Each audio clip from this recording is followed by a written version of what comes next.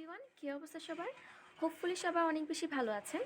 আজকের এই ভিডিওতে আমরা IDS or Iterative Deepening Search নিয়ে কথা বলবো। So without any further delay, let's begin. What is IDS? IDS means Iterative Deepening Search. It is the combination of BFS and DFS algorithm. এখানে BFS algorithm কেন use করা হয়? BFS algorithm use করা হয় for fast searching and DFS algorithm use করা হয় space and memory এফিসিয়েন্সির জন্য। তো এই কথাগুলো বোঝার জন্য আমরা একটা এক্সাম্পল দেখব যে ইটারেটিভ ডিপেন্ডিং সার্চটা কিভাবে কাজ করে বা সার্চিংটা কিভাবে হয়। এর জন্য আমরা এখানে একটা এক্সাম্পল নিয়েছি। এখানে source node and goal node দেওয়া আছে। এখন এই সোর্স নোড থেকে গোল নোডে আমরা কিভাবে যাব বা সার্চিং প্রসেসটা কিভাবে হবে সেটাই এখন আমরা দেখব। তো ইটারেটিভ ডিপেন্ডিং সার্চে প্রথম যে সার্চিংটা হয় সেটা হয় বিএফএস অ্যালগরিদম ইউজ করে, অ্যান্ড বাকি যে ইটারেশনগুলো হবে সেগুলো হবে ডিএফএস অ্যালগরিদম ইউজ করে। এখানে আমরা দেখতে পাচ্ছি যে এটা হচ্ছে আমাদের লেভেল 0, এটা হচ্ছে আমাদের লেভেল 1, এটা হচ্ছে লেভেল 2 অ্যান্ড এটা হচ্ছে লেভেল 3। এখন আমাদের ফার্স্ট ইটারেশন যেটা, সেখানে আমরা রুট নোটটা ইনসার্ট করি। তো আমাদের রুট নোট হচ্ছে এস। এখন আমরা বলেছি আমাদের প্রথম যে ইটারেশনটা হবে, মানে রুট নোট ইনসার্ট করার পরে যে সার্চিংটা হবে সেটা বিএফএস অ্যালগরিদম ইউজ করে হবে। তো বিএফএস অ্যালগরিদমটা কীভাবে কাজ করতো, এটা প্রতিটা লেভেলের যেই নোটগুলো ছিল সেই নোটগুলো আগে এক্সপ্লোর করে দেন পরের লেভেলে যেত। তাহলে আমাদের এখানে যে ইটারেশনটা হবে সেটা কি হবে, প্রথমে সোর্স নোড থেকে সে তার চাইল্ড নোডে যাবে অ্যান্ড দেন সে হচ্ছে তার অন্য চাইল্ড নোডটা এক্সপ্লোর করবে। তো এস থেকে সে এতে যাবে অ্যান্ড দেন এ থেকে সে বিতে যাবে। এখন হচ্ছে আমরা ইটারেশন 3 করব। ইটারেশন 3 আমরা কোন লেভেল পর্যন্ত করব?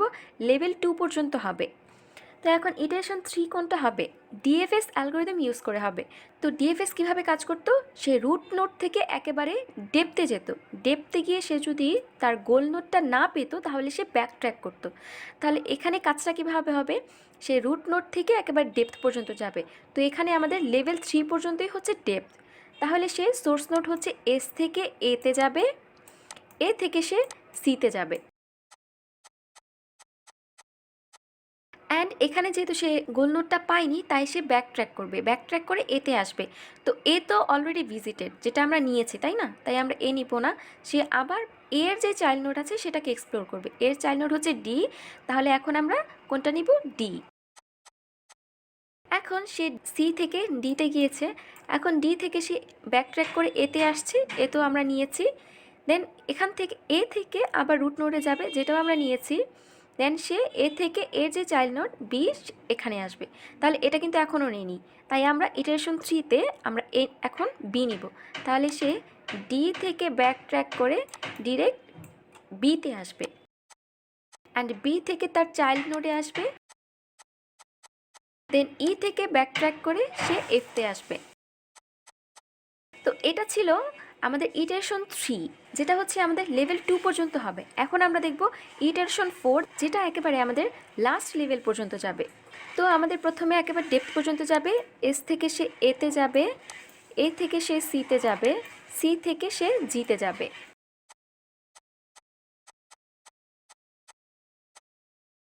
জিতে সে গোল নোট পায়নি, সে এখন ব্যাক ট্র্যাক করবে, ব্যাক ট্র্যাক করে সে সিতে আসছে যেটা অলরেডি ভিজিটেড, সি থেকে এতে আসছে যেটা অলরেডি ভিজিটেড, এ থেকে আবার সে ডি নোডে যাবে, ডি থেকে এইচ। তো জি থেকে সে ব্যাক ট্র্যাক করে ডিতে আসছে, ডি থেকে সে এইচতে আসছে অ্যান্ড এইচ থেকে সে ব্যাক ট্র্যাক করে আবার আইতে। এখন আমরা এই পর্যন্ত এক্সপ্লোর করে ফেলেছি। এখন আমরা সে আই নোট থেকে ব্যাক ট্র্যাক করবে, আই নোট থেকে সে ব্যাক ট্র্যাক করে ডিতে যাবে যেটা ভিজিটেড, ডি থেকে এ, এটাও ভিজিটেড, ডি থেকে এস, এটাও ভিজিটেড। তাহলে কোনটা ভিজিটেড হয়নি এখনও? B not. তাহলে সে আই থেকে ব্যাক ট্র্যাক করে বিতে আসবে। এখন বি নোট থেকে সে তার চাইল্ড নোট অ্যান্ড ই থেকে জে নোট অ্যান্ড জে থেকে সে ব্যাক ট্র্যাক করে এফ নোডে আসবে। তো এভাবেই হচ্ছে ইটারেটিভ ডিপেন্ডিং সার্চটা হয়ে থাকে। আমরা প্রথমে ইটারেশন 1-এ এর রুট নোডটা ইনসার্ট করব, এরপরে যে সার্চিংটা হবে এটা বিএফএস অ্যালগরিদম ইউজ করে হবে, অ্যান্ড এর পরবর্তী যতগুলো ইটারেশন হবে সবগুলো ডিএফএস অ্যালগরিদম ইউজ করে হবে। তো এটা কিভাবে কাজ করেছে, প্রথমে সেই রুট নোড থেকে এতে গিয়েছে, এ থেকে সি, সি থেকে জি, জি থেকে ব্যাক ট্র্যাক করে সে ডিতে এসছে, ডি থেকে এইচ, এইচ থেকে আবার ব্যাক ট্র্যাক করে সে আই, আই থেকে সে ব্যাক ট্র্যাক করে বিতে আসছে, বি থেকে ই, ই থেকে জে, অ্যান্ড জে থেকে ব্যাক ট্র্যাক করে সে এফে আসছে। এটাই হচ্ছে ইটারেটিভ ডিপেন্ডিং সার্চের পাথ। তো আমরা জেনেছি ইটারেটিভ ডিপেন্ডিং সার্চ এটা হচ্ছে combination of BFS and DFS algorithm. BFS use করা হয় ফাস্ট সার্চিংয়ের জন্য, অ্যান্ড ডিএফএস ইউজ করা হয় মেমোরি এফিসিয়েন্সির জন্য। যেহেতু বিএফএস অ্যালগরিদম ইউজ করা হয় ফাস্ট সার্চিংয়ের জন্য, তাই এর টাইম কমপ্লেক্সিটি হবে বিএফএস অ্যালগরিদমের যে টাইম কমপ্লেক্সিটি সেটাই। তো বিএফএস অ্যালগরিদমের টাইম কমপ্লেক্সিটি কী ছিল, order of B to the power D. এখানে বি হচ্ছে ব্রাঞ্চিং ফ্যাক্টর অ্যান্ড ডি হচ্ছে ডেপথ, অ্যান্ড এখানে ডিএফএস অ্যালগরিদম ইউজ করা হয় স্পেস অ্যান্ড মেমোরি এফিসিয়েন্সির জন্য, তাই এর স্পেস কমপ্লেক্সিটি হবে order of B into D, যেখানে বি হচ্ছে ব্রাঞ্চিং ফ্যাক্টর অ্যান্ড ডি হচ্ছে তার ডেপথ। তাহলে আমরা বুঝতে পারলাম যে ইটারেটিভ ডিপেন্ডিং সার্চটা আসলে কীভাবে কাজ করে, অ্যান্ড এর এক্সাম্পলটাও কিন্তু আমরা দেখেছি। তো হোপফুলি সবাই ইটারেটিভ ডিপেন্ডিং সার্চ সম্পর্কে বুঝতে পেরেছি। তাও যদি কারো কোনো কনফিউশন থেকে থাকে আমাকে নিচে কমেন্ট বক্সে জানাতে পারেন, আমি ডেফিনেটলি রিপ্লাই করব। আজ এই পর্যন্তই, নেক্সট ভিডিওতে আবার দেখা হবে। Till then take care.